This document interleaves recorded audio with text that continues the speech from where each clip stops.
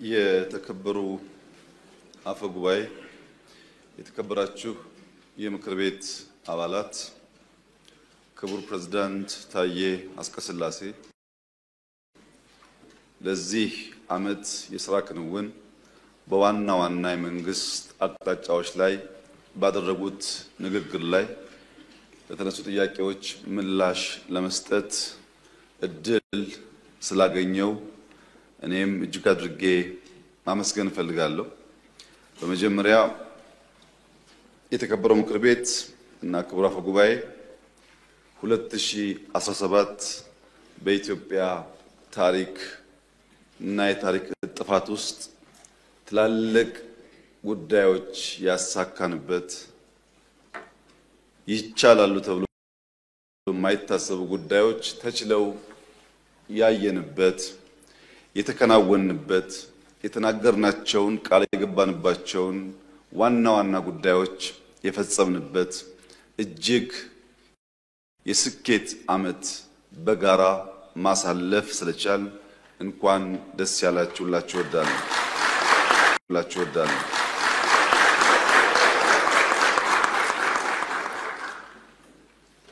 የተነሱ ጥያቄዎች ከመለሴ በፊት የኢትዮጵያ ሆም ግሮውን ሪፎርም አጀንዳ ይዞ የተነሳቸው ዓላማዎችና ያስገኛቸው ውጤቶች አጠር አድርጌ ለመግለጽ ሁላችሁም እንደምታስታውሱት የኢትዮጵያ ኢኮኖሚ ግብርና መር የሚል ፖሊሲ ይከተል ነበር። ግብርና መምራቱ እምነት ተይዞ የተነደፈው ፖሊሲ በእጅጉ ውጤታማ የሆነ እንዳለ ሁላችሁም የምትገነዘቡት ጉዳይ ነው። ከግብርና መር ራሱ ግብርና አንድ ሴክተር ሆኖ ኢንዱስትሪ ሁለተኛው ሴክተር ሆኖ ማይኒንግ ሶስተኛው ሴክተር ሆኖ ቱሪዝም አራተኛው ሴክተር ሆኖ ቴክኖሎጂ አምስተኛው ሴክተር ሆኖ ሌሎች ሴክተሮች ሳይዘነጉ እነዚህ አምስት ግንባር ቀደም የተሰናሰሉ ሴክተሮች ግን ብዝሃ ዘርፍ ሆነው ቢመሩ የኢትዮጵያን ኢኮኖሚ በፈጠነ መንገድ ሊያሻሽሉ ይችላሉ የሚል እምነት ነበረ። ግብርና ለኢንዱስትሪ ግብአት ነው። ማይኒንግ ለኢንዱስትሪ ግብአት ነው። ኢንዱስትሪ ደግሞ ግብርናን የሚያፋጥን ማሽን ፈጣሪ ነው። ማይኒንግን ለመጠቀም የሚያስችሉ ቴክኖሎጂዎች የሚፈጥረው ደግሞ ኢንዱስትሪ ነው። ቴክኖሎጂ እዛ ታክሎበት ብዝሃ ዘርፍ መሆኑ የኢትዮጵያ ኢኮኖሚ አሁን በታየው መንገድ ስር ነቀል ለውጥ እንዲያመጣ የሚያስችል ተጨባጭ ውጤት እያስገኘ መሆኑን ያሳያል።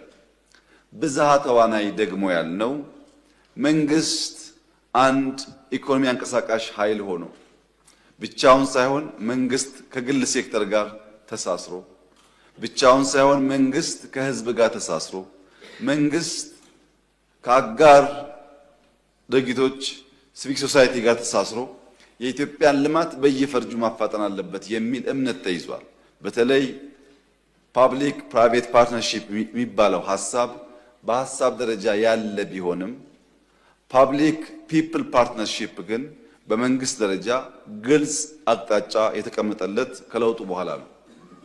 በፓብሊክ ፒፕል ፓርትነርሺፕ ኢትዮጵያ በርካታ ጉዳዮች ያሳካች ቢሆንም ከነሱ መካከል አንዱን ብቻ ለመጥቀስ የግሪን ሌጋሲ እንቅስቃሴ ባለፈው ዓመት በ2017 መገባደጃ አካባቢ በሪፖርት እንደሰማችሁት 48 ቢሊየን ችግኞች ኢትዮጵያ ተክላለች። ይሄም በዓለም ላይ ትልቁ አፎረስቴሽን ነው። 48 ቢሊየኑን ከዚህ ቀደም ባነሳሁት መልክ ለእያንዳንዱ ችግኝ $1 ከጅምሩ እስከሚተከልበት ያለው ፕሮሰስ ቢሆን $48 ቢሊየን ለክላይሜት ቼንጅ ኢትዮጵያ ኢንቨስት አድርጋለች ማለት ነው። ይህንን የሚያክል ገንዘብ የኢትዮጵያ መንግስት ብቻውን ቢያቅድ ሊያሳካው አይችልም። የገንዘብ ውስንነት ስላለ የኢትዮጵያ መንግስት ከግል አጋር ከግል ሴክተር ጋር ቢተባበር ሊያሳካው አይችልም። ከአጋሮች ጋር ቢተባበር ሊያሳካው አይችልም። ማንም ሀገር $48 ቢሊየን በብድርም ይሁን በእርዳታ ለኛ ሊያቀርብልን አይችልም። ነገር ግን ከ25 ሚሊዮን በላይ የሚገመቱ ኢትዮጵያውያን በየዓመቱ ሳይታክቱ ጉልበታቸውን ጊዜያቸውን ሰጥተው ስለሰሩ ያን የሚያክል ሀብት ያስወጣ የነበረን ስራ በመንግስትና በህዝብ የተቀናጀ ትብብር ማሳካት ተችሏል። ፐብሊክ ፒፕል ፓርትነርሺፕ ሲባል እንደዚህ ያለ ትላልቅ ስራዎች ለመስራት የሚያስችል አቅም ያገኘንበት ነበር ተብሎ ሊወሰድ ይችላል። በድምሩ የሆም ግሮን ሪፎርም አጀንዳ ብዝሃ ዘርፍና ብዝሃ ተዋናይ ሆኖ መምራት አለበት የሚለው ፖሊሲ ትክክለኛ ሐሳብ መሆኑን በተግባር በውጤት ያረጋገጥንበትና ይህንን ማጠናከርን የምንቀጥል መሆኑን ለመግለጽ እወዳለሁ። በሪፎርሙ ዋና ዋና ዓላማዎች ተብሎ የተለዩዋል። ከነዚህ መካከል አንደኛው ዓላማ የማክሮ ኢኮኖሚ መዛባትን ማድረቅ ነው። የኢትዮጵያ ማክሮ ኢኮኖሚ ተዛብቶ የቆየ ነው። መንግስት ለውጥ ሲካሄድ የተዛባ ማክሮ ኢኮኖሚና ከፍተኛ ዕዳ ነው የተቀበለው። ያን ማድረቅ አንዱ ዓላማው ነበር። ሁለተኛው የንግድና ኢንቨስትመንት ከባቢን ማሻሻል ማዘመን ነው። ቴክኖሎጂ መጠቀም ከባቢን ማሻሻልና ለኢንቨስትመንት ምቹ ማድረግ ሁለተኛ ዓላማው ነው። ሶስተኛ ዓላማው የዘርፎች ምርታማነትና የመወዳደር አቅማቸውን ማሳደግ ነው። ምርታማነት ብቻ ሳይሆን እንዲወዳደሩ በገበያ ውስጥ በቂ ሀብት ማምጣት እንዲችሉ ማስቻል ነው።